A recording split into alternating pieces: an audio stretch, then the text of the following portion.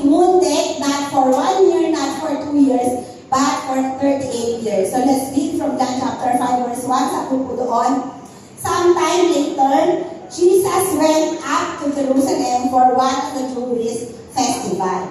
Verse 2, now there is in Jerusalem near the sheep gate a pool. So merong tinatawag na sheep gate at meron daw po doon pool which is in Aramaic is called Bethesda and which is surrounded by 5 covered colonnades. Here a great number of disabled people used to lie, the blind, the lame, and the paralyzed. So ito po kasi lugar na ito, during the time of Jesus, it has a mga significant na place. Bakit? Malaman po natin later on.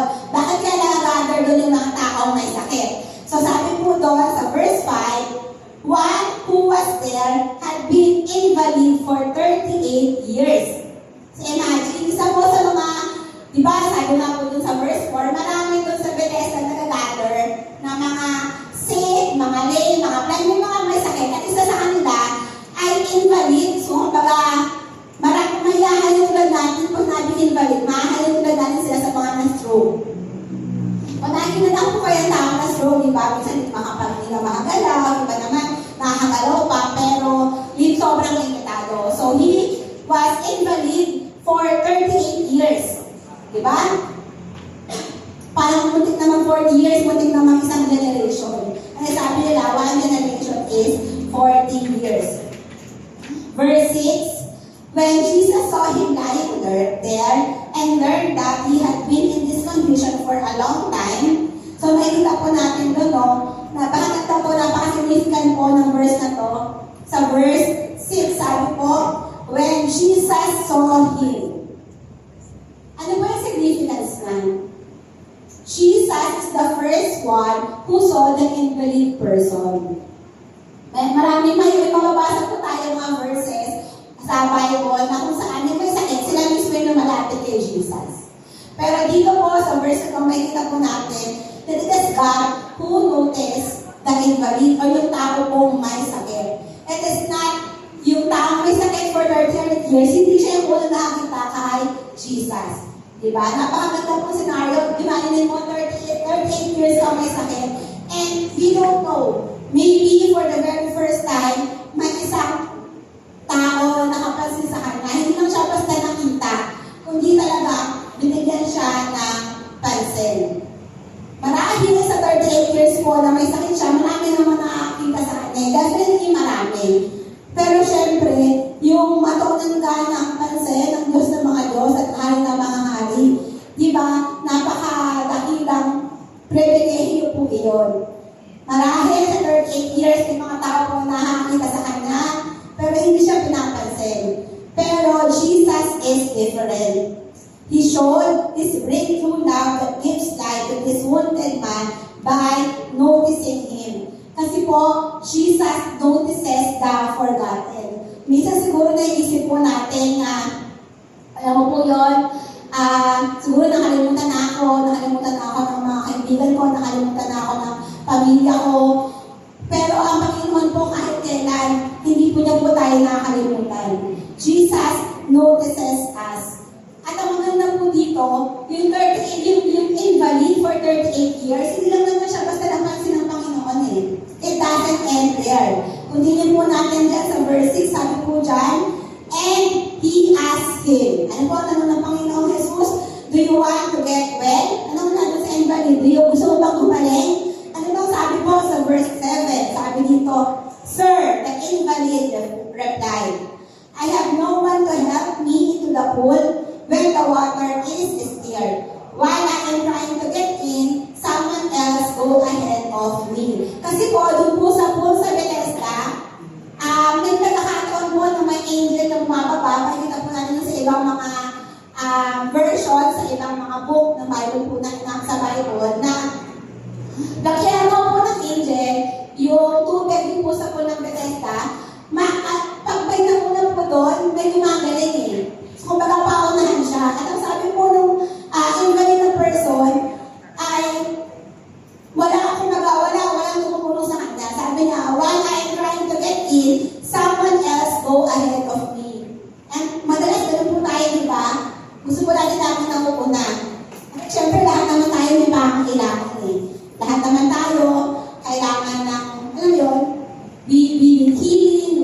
provision, and sometimes, kaya nakakalimutan natin na tumulong sa iba, naiintindihan ng ibang tao, those people that are wounded. Parang ngayon po sa invalid, 38 years, imagine for 38 years nandun siya, at wala man lang tumulong sa kanya para makalapit po doon sa pool of Bethesda. Kaya naman nasabi ng Panginoon sa verse 8, then Jesus said to him, get up, pick up your mat, and walk.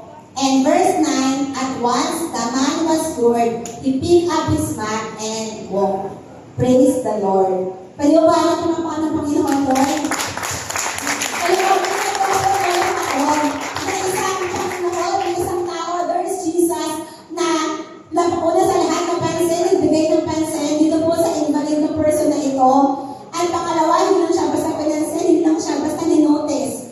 Yung manotice ka ng Panginoon, di ba? It is a great blessing na eh. But God showed His breakthrough love that gives life first by noticing this person na walang pumapansin for 38 years, and at the same time, by giving yung kanyang pinapanalangin, which is healing. Pangalawa pong example ng mga tao na wounded ay yung isang tao na may leprosy. So, Jesus heals a man with leprosy. Mabasa po natin yan sa Matthew chapter 8, verses 1 to 4. Dito po sa Matthew chapter 8, verses 1 to 4, nakikita po natin dyan that Jesus crosses social barrier. Ano bang ibig sabihin? When we say Jesus crosses, di ba pag natin crosses, you go beyond the boundary. Pero yung boundary po na krinos ng ating Panginoon ay isang social barrier. Ano nga po yun? Basahin po natin sa Matthew chapter 8, verses 1 to 4. Sabi po sa verse 1, when Jesus came from the mountainside, large crowds followed Him.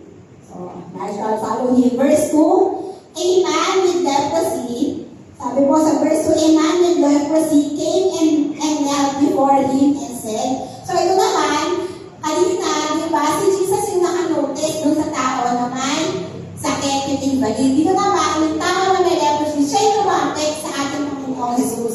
So may mga pagkakataon na tayo, hinihintay tayo ng Panginoon na lumapit sa Kanya. At ano pong sabi ng man with leprosy? Lord, if you are willing, you can make me clean. Ano po yung magandang ginawa ng Panginoon in verse 3? Ito po ang kanyang ginawa dyan. Sabi po yan, reaching out His hand, He touched him. He touched him. Hindi yung tao na makinis yung balat. He touched a man with leprosy. Ano po ang significance doon? Kasi alam naman po natin leprosy, yung mga lepers, during that time, even naman ngayon, sila po ay mga taong iniiwasan. Actually, during the time of Jesus, considered na curse po eh. Makakala ko ng mga ganong uri ng sakit. Although sa atin ngayon, hindi naman natin talaga, mga naka-isolate kasi yung mga taong may leprosy. Para hindi na makahawa pa. And during that time, mga quarantine facility. So, sa panahon po ng Panginoon, ito sobrang, sobrang iniiwasan, di maganda ang tingin sa mga taong may leper. To the extent, nakapagalibawa, ikaw may leprosy ka, tapos may hangin, pag gusto may mga malalakas na hangin na umihip, pag yung hangin na yun, umihip, papunta sa taong may leprosy, hindi ba mga tao pag yung hangin, iniiwasan? Di ba ganun din tayo, sa panahon ng pandemic, kung may umubo, hindi na natin ng malala, inakupo lang ng konti eh. Kaya parang nung panahon ng pandemic, nagkaya natin tutukin, umubo natin, hinulunok natin. Lalo na kung nasa labas tayo ng bahay, kasi baka mamaya, i-report agad tayo, makwalantin tayo. So parang gano'n, pati yung hangin na dumangan sa taong may leper, iniiwasan mo. Kasi nga sa kanila, nakakadiri, nakakahawa, at ayaw nilang mag-associate. They don't want to be associated with this type of people. But again, Jesus is different. He showed His breakthrough love that gives life to this leper by crossing social barrier. Hindi nga, kung baka po natin social barrier ng norm.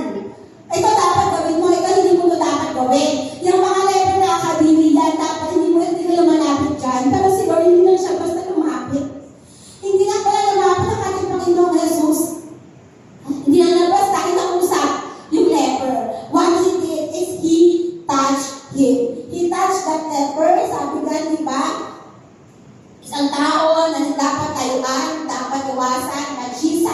reach out His hand and touch you.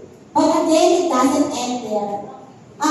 Pagmamahal po ng Panginoon, hindi na natapos sa napansin ka niya. Hindi po na natapos sa crossing social barrier and touching our lives. Ano po ang sagot ng Panginoon doon po sa tanong ng leper na ito in verse 3? Diba tanong siya, Lord, if you are willing, you can make me clean. Yun po yung tanong ng leper sa verse 2. And Jesus reached out His hand. At ano po ang sagot niya? I am willing. Sabihin na nyo ako sa katabi nyo, I am willing. Willing po ang Panginoon na pagalingin tayo. Minsan, we ourselves condemn ourselves. Na siguro kaya ako may sakit kasi parusa ng Panginoon. Akala ako may sakit kasi napabayaan ko yung sarili ko. And sometimes, maybe, we're right. Pinabayaan yung sarili natin eh. Hindi ka ba naman dahil kang puyat? Dahil kang hindi ka makain ng gulay. Diba? Hindi mo inaalagaan yung sarili mo. So sometimes, maybe, ako sa ating sakit ay sarili natin. But whatever it is, Jesus is willing. God is willing to help us.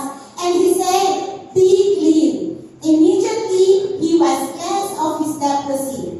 Then Jesus said to him, verse 4, see that you don't tell anyone, but go, show yourself to the priest and offer the gift Moses commanded as a testimony.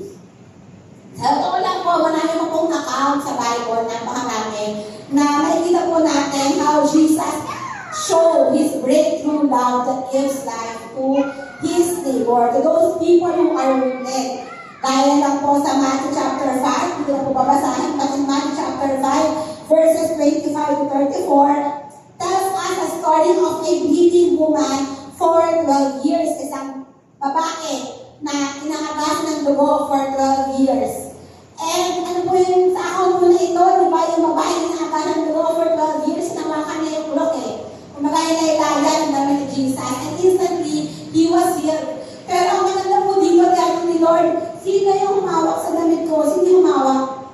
Di ba? Imagine the darling of heaven, maraming tao sa paligid niya, but He stopped and looked for that woman. Look for that woman who was bleeding for 12 years, who was socially isolated, gaya ng leper, isolated siya, walang lumalapit sa kanya. Pero si Lord, pinansin siya, and even before pamasalita ang Panginoon, nakaranas na ito ng kagalingan. Also in Luke chapter 13, verses 10 to 13, mababasa po natin doon ang istorya ng isang woman who was crippled for 18 years. So, ang tagal na nilang may sakit. Ay, di ba parang may isang linggo ka lang o 2 linggo may ubo, nakakaba na ito ba? Pero sa kanila, 12 years, 18 years, 38 years. Kapag pag-uma nito, crippled siya, ibig sabihin, naiksi yung mga kamay or yung mga paa for 18 years. At kung tutuusin yung mga ganitong tao na may sakit, iniiwasan sila, hindi hinahawakan. But God give time to them and heal them. And maybe mga kapatid, sa pagkakataon po ito, maybe sinasabi natin, sister, mahirap yan to love our neighbor that are wounded. Kasi ako mismo wounded. Diba? Siguro, ilan po sa atin pong nasa ating nalakitaan, ikaw mismo wounded. Maaaring may sakit ka, maaaring may dadaanan ka, o maaaring may sakit yung mahal mo sa buhay. Mas mahirap yan, diba? Minsan sinasabi natin, lalo sa mga magulang, kahit ako na lang yung may sakit, huwag lang yung anak ko. Pero kung tayo man may nakakaranas, or kung yung mahal po natin nakakaranas ng sakit, kung tayo po ay wounded sa umaga po ito, nais ko pong malaman mo kapatid that Jesus sees you. Nakikita ka ng ating Panginoon. And like the man in Bethesda, He cares for you and Jesus is willing to hear you. Because once we are healed, then we are saved. We who experience God's healing, God wants to use us as extension of His healing hands. Gusto ng Panginoon na tayo nakaranas ng kanyang pagmamahal, na tayo nakaranas ng kanyang kagalingan, whether physical, mental health man yan, di ba? Mas mahirap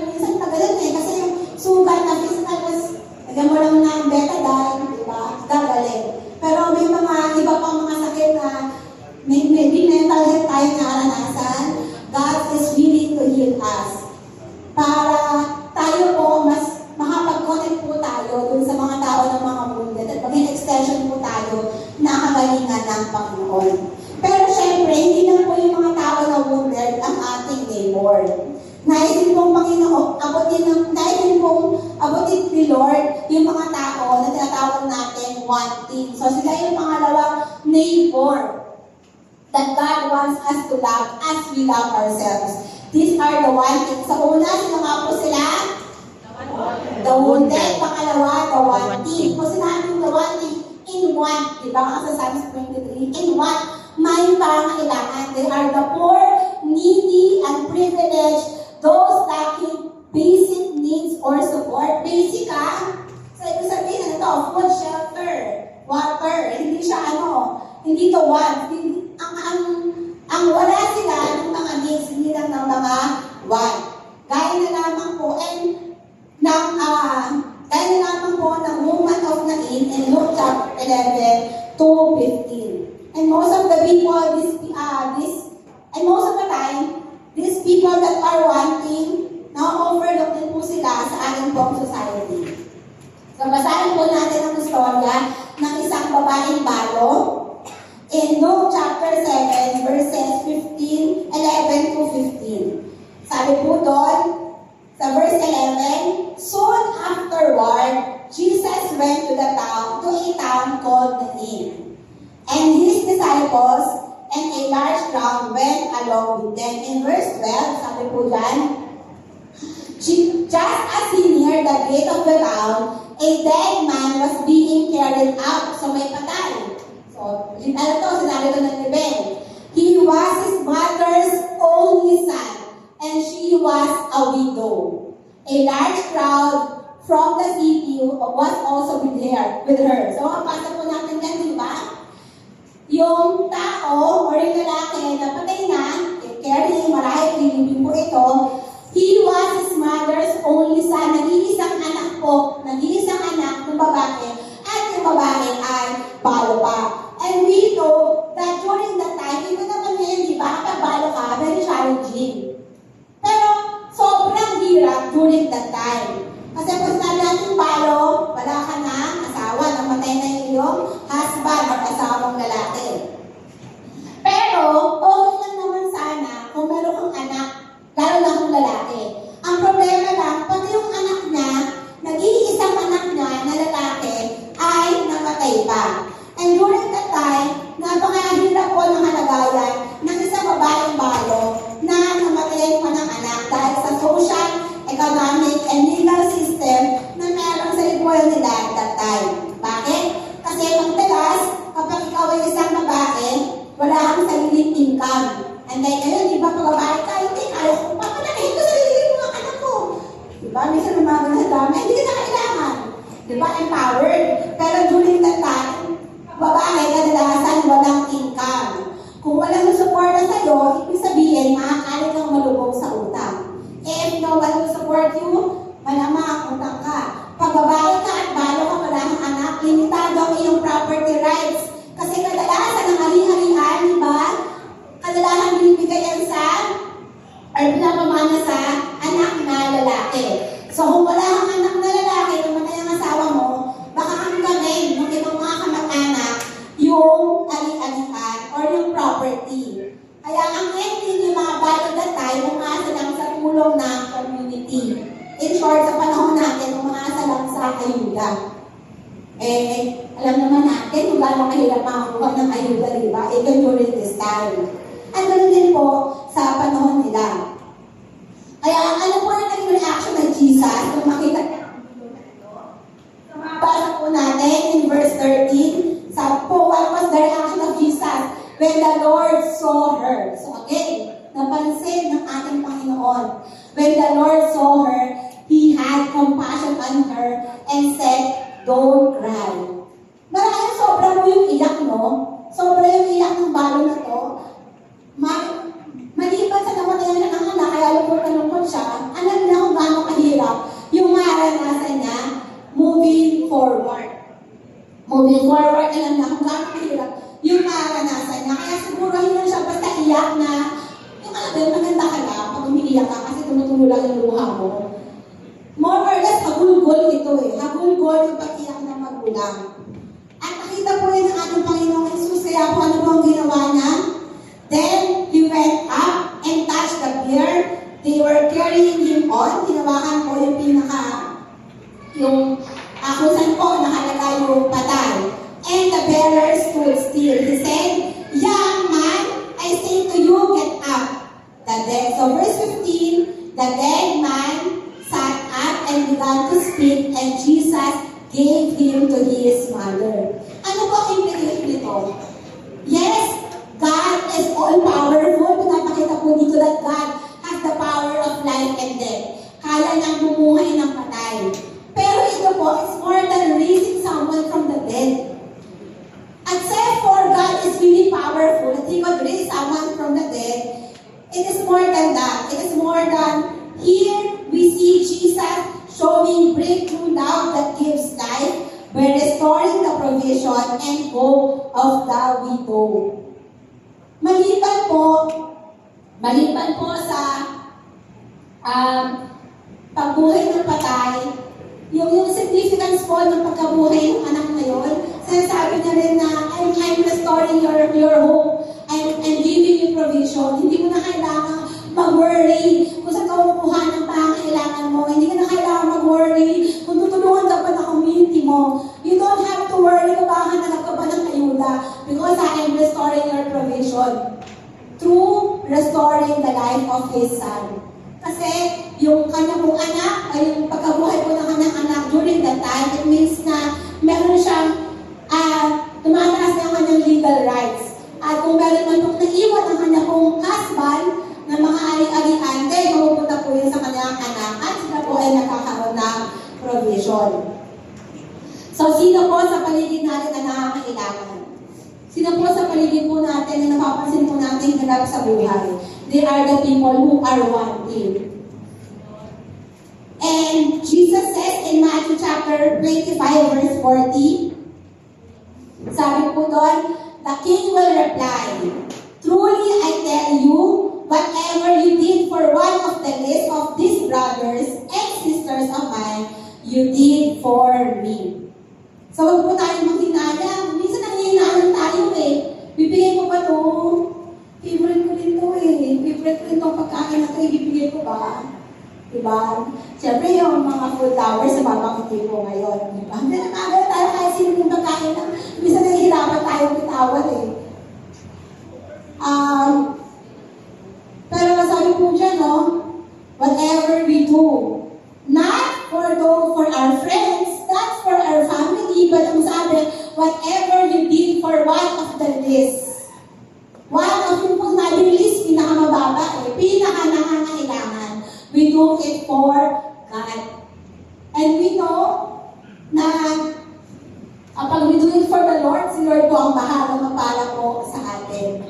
So this morning, Jesus is telling us that love and kindness that we do to the poor, whatever we do to the poor, to the unprivileged, to the needy, we do it to Him. Pero again, minsan, baka at the back of our mind, nakikinig kayo sa akin ngayon, sinasabi nyo na, sister, ako mismo wanting eh. Ako mismo nasa wanting season. Sister, hindi ko nga alam. Saan kami kukuha ng kakainin mamaya? Diba? Minsan bakit iba sa atin? Ayan, syempre mapapasokan na. Diba? Yung mga magulang, nag-iisip na, paano yung pang-enroll, lalo na kung mga tatlo yung mga college. Tatang bata yung pinapag-aral natin. Diba? Hindi po yun madali eh. Tayo mismo, di naman Ayala or Isabel or diba, ano man ay lahat mayaman dito. And minsan naman na yung nakakataon na nakakaranas po tayo ng kakulangan, may pinagdaanan po tayo ng financial problem. And the good news is, nakikita ka rin ng Panginoon. God sees the wounded and God sees the wanting. And His promise, of course, in Philippians 4 verse 19, that He will supply all our needs according to, not according to our kakayanan, kasi limitado yung kakayanan natin, but according to His riches in glory by Christ Jesus. And as we experience experience God's provision. He calls us to be channel of His goodness and blessings to others. Diba? So, totoo lang, marami nagsasabi na, pag yumaman ako, sino na po yung nakapagsabi ng praise na yun? Pag ako, diba? Aminin natin, aminin. O kaya kapag nagkaroon ako ng mas magandang trabaho, na mas malaki yung income, bibili ako ng mga kailangan ng church, bibili ako ng gitara, bibili ako ng ganyan. O kaya kapag nakatanggap ako ng bonus, bibilin ko yan. Sometimes, we think na kailangan mo natin ng sobrang maging mayaman, or makatanggap ng bonus, makatanggap ng pagpapala. Pero, honestly, with whatever we have right now, we can use that to bless others. Even with the little thing that we have in our hands right now, kung tayo pa maging good steward and will be open and helping others, kaya po tayo gamitin ng Panginoon. Maybe most of us are familiar with the example of the Macedonian Church. Sa panahon po ni Apostle Paul, diba, the Macedonian Church, even in their extreme poverty, they provided support to Paul. Ibig sabihin, yung Macedonian Church during that time, sobrang hirap nila. Pero kahit sobrang, kasi extreme eh. So, kung sabi extreme, sobra yun. Hindi lang basta mahirap, sobrang hirap. But even in their time of extreme poverty, sila po ay ginamit ng Panginoon. Sila po ay, kumbaga, pinipilit pa si Paul. Gusto namin i-bless kayo, pinipilit na si Paul na sila ay makatulong sa buhay ni Paul. Diba? So, they are the second group, yung mga wanting. Huwag wala tingnan yung limitation natin when we want to help. But instead, let's look into our God who is unlimited. And lastly po, sa totoo lang, the last neighbor ng Panginoon na gusto po natin, na gusto niya po na mahalin po natin are the people who are wandering. So wandering, the unbelievers, lost, searching, emotionally or spiritually far from God. So totoo lang, ako po yung natanongin ko, ito yung pinakamahirap tulungan. Bakit mahirap? Kasi sila po hindi halata na nangangailangan. Diba yung mga wounded, halata mo may sakit, o kaya pag mental health, halata mo nag-iisa, isolated. Kapag nakakailangan paghirap sa buhay, makahalata mo eh. Pero mahirap po sa mga tao wandering, most of the time, hindi halata. Baka nga yung mga wandering people, mas mayaman pa sa atin, hindi mas maganda yung damit, may nasakyan. So, mahirap mag-identify itong mga tao na doon. Pero, sila po ay gusto rin na abutin, gusto rin ng Panginoon na abutin natin sila. And share, God wants us to love them as we love ourselves. Gaya lamang po ng storya po ni Zacchaeus, na isa pong tax collector, makabasa po natin ang kanyang storya in Luke chapter 19, verses 1 to 10. Sabi po dyan, verse 19, Jesus entered Jericho and was passing through. Verse 2, there was a man named Zacchaeus who was a chief tax collector. He was rich. So meron pong ano po yung Zacchaeus, no? Mayaman, tax collector. And alam niyo po ba, during the time, pag tax collector ka, isa kang, nakikita ka ng mga tao as traidor. Diba, minsan po tayo pag naman sa mga, nasa gobyerno, kurap yan. Diba, may ganun tayo label, although hindi naman lahat. Pero during that time, parang ganun din. Pag tax collector ka, automatic, inisip ng tao, kurap ka, masama ka. To the extent na during that time, pag tax collector ka, generally speaking, disqualified ka to testify in the court. So, hindi ka pwede mag-testify sa harap sa korte kung bigay ng testimony na during that time, pag tax collector ka. Imagine mo, na-judge na talaga yung pagkatao mo. Kasi bakit? Hindi ka pwede mag-testify sa court, hindi ka pwede maging, tawag doon? Witness sa korte. Kasi nga, parang yung tip na sa'yo, sinungaling. Sinungaling ito. Yun yung kanila label sa mga tao na, sa mga tax collector. Kaya naman, unreliable. Kumbaga, sabi natin that they are the people who are wandering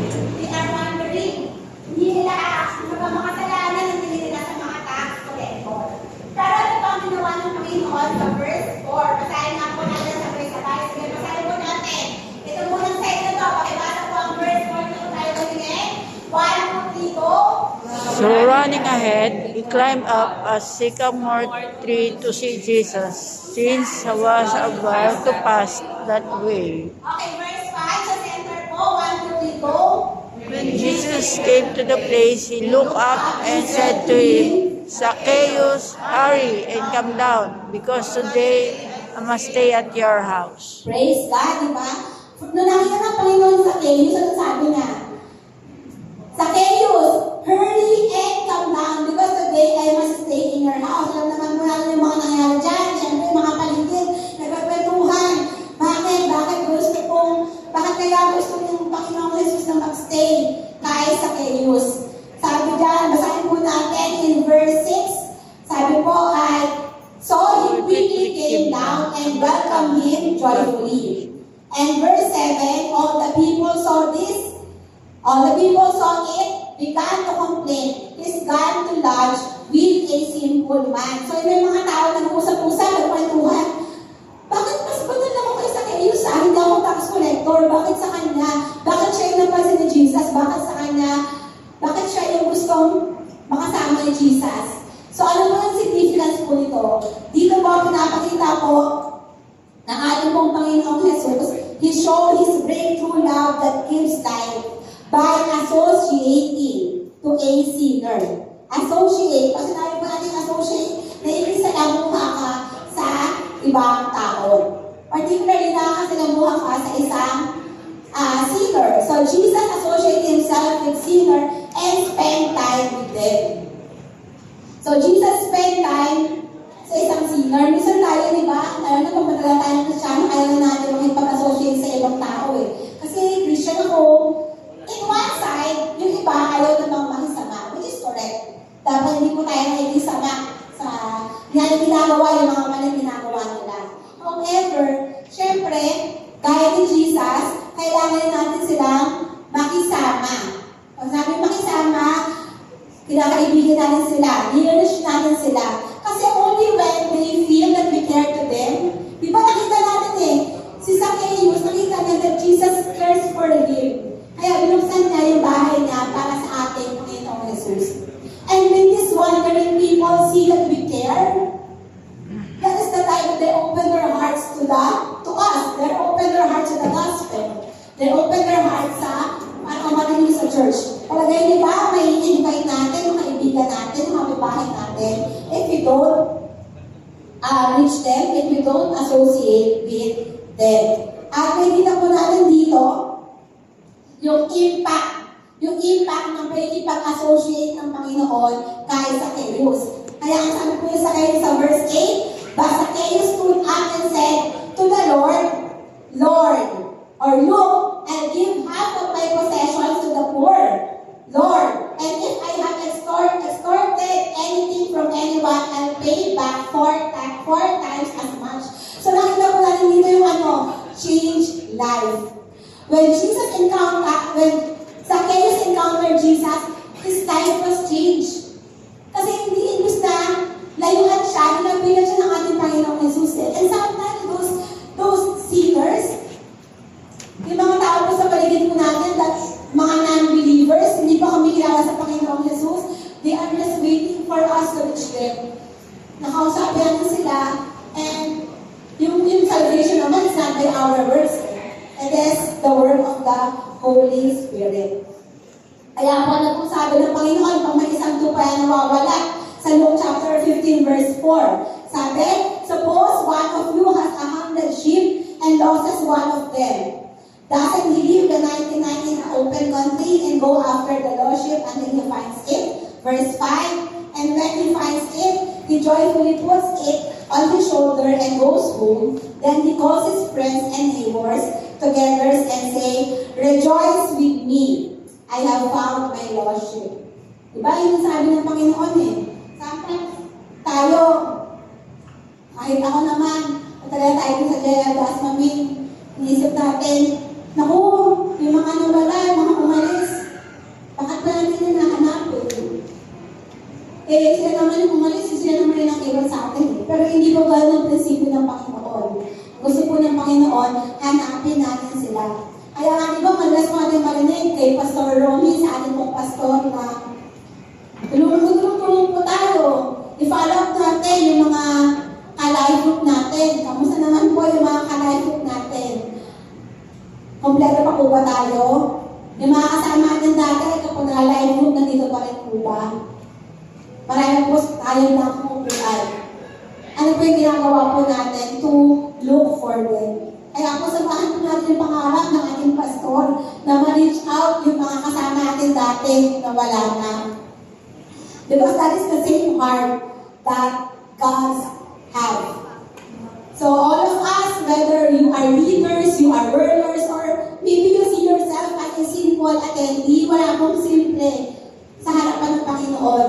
Lahat po tayo ay tinatawag ng Panginoon. All of us, God calls us to love our neighbor, to love the wounded, the wanting, and the wandering. How can we love the wounded, the wanting, and the wandering? By being their neighbor. Ano naman ibig sabihin ito? Kaya na, patapos na po ako, earlier we talked about the people that our neighbors that was God us to love. How can we love them? By being neighbor to them. So, dito po ako magtatapos sa Luke chapter 10, verse 29. May isa naman mo teacher, expert of the law na gustong itest ang ating Panginoon. Sabi niya, same question, who is my neighbor? Ano po ang sagot ng Panginoon? Sinagot po iyan sa pamamagitan ng isang parable. Jesus replied, a man was going down from Jerusalem to Jericho. When he was attacked by robbers, they stripped him of his clothes, beat him, and went away, leaving him half dead. I believe some of us familiar na dito in verse 33. But sa verse 30 po, mabasa po natin doon, mabasa po natin sa succeeding verses na merong priest, pare, at merong Levites na nakita yung tao na pinugbog, pero dumaan lang sila. Hindi nila pinansin yung tao na nabugbog. Pero in verse 33, makikita natin doon, but a Samaritan, as he traveled, came where the man was, and when he saw him, he took pity on him. He went to him and bandaged his wounds, pouring on oil and wine. Then he put the man on his own donkey, brought him to an inn, and took care of him. Sabi po, 35, siya tapos niya, hindi na niya basta tinulungan. Ang sabi, the next day, they took out 2 denarii and gave them to the innkeeper. Pinili na niya pa. Sabi niya sa innkeeper, look after him. He said, and when I return, I will reimburse you for any extra expense that you may have. Pakialagaan siya. Kung nag-aabolo ka man, huwag kang mag-alala, babayaran kita. So, ang sabi ng Panginoong Jesus, di ba, sabi ko kanina, maliban sa Samaritan, kami yung Samaritan, meron munang priest, tsaka merong Levites. Maraming Levites, servant yun sa temple. So, mga mataas yung katupulan nun. Kasi servant sila sa temple. At ang sabi ng Panginoon sa verse 36, which of these three do you think was a neighbor to the man who fell into the hands of robbers? Luke 37, the expert of the law replied, the one who had mercy on him. So ito, ibang perspektibo ng pagiging neighbor. At ito yung neighbor na gusto ng Panginoon na maging tayo. And these are the people who are the willing. God wants us to be the willing so we could love those wounded, wanting, and wandering. The people who are willing shows compassion and take action when others are in need. Willing to give their time, hindi lang to pera, willing to give time, care, and resources to help their neighbor. And I want to emphasize that ang gusto ng Panginoon, willing. Hindi na sinabi na the rich, the powerful, not even the beautiful, hindi pwede ganda-ganda lang. Ang gusto na ng Panginoon, maging willing ka. Ano nga yung katabi mo, willing ka ba? Willing ka ba na dalawin yung mga kasama mo sa life group na walang din na umaaten? Willing ka ba na ipanalangin yung kapatid mo na kailangan? With the little money that you have, willing ka ba na i-share yan sa basta kailangan pa? Willingness daw ang hinihingi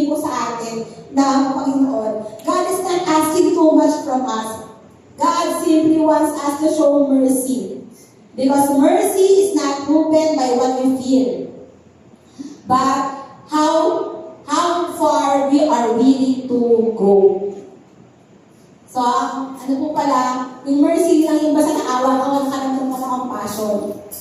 So, sinabing, we are merciful, it is really measured by how far we are willing to go. And for our conclusion po, sabi po sa Luke chapter 10, verse 18, sabi po ni Jesus dun sa Pharisees or sa expert of the law, Jesus told him, go and do likewise. And that's the same thing God is telling us this morning. Tularan natin yung Samaritan. Go and do likewise. Isang simple illustration lang po to. Sabi po doon sa, ako po sobrang nagulat ako na basa pa itong verse na to. Ganun pala dapat. Pag may birthday po kayo, sino po yung maglas na inimbitahan ninyo pag may birthday kayo? Yung ano? Sino pa? Kaibigan? Yes, pag may birthday ka, sino yung inimbitahan mo? Pastor, sabi po ni Pearl. So sa June po to, pastor daw, pastor. Siyempre, kasi pinapahalangin tayo na, di ba? So, most of the time, siyempre, pamilya natin, kaibigan, classmate, kapitbahay. Pero, hopefully, these verses will give us different perspective. Sabi po sa Luke chapter 14, verse 12, then Jesus said to his host, when you give a luncheon or dinner, so ibig sabihin part ito, pag nagpakain ka, do not invite your friends. So, hindi pala biblical. Yung nag-invite ng friends. Di ba? Pero syempre, iba sa tamang perspective. Sabi po dyan, do not invite your friends, your brothers, or your sisters, or your relatives, or your rich neighbors. So, yung pala yun. So, wag na kayo magalit, ha?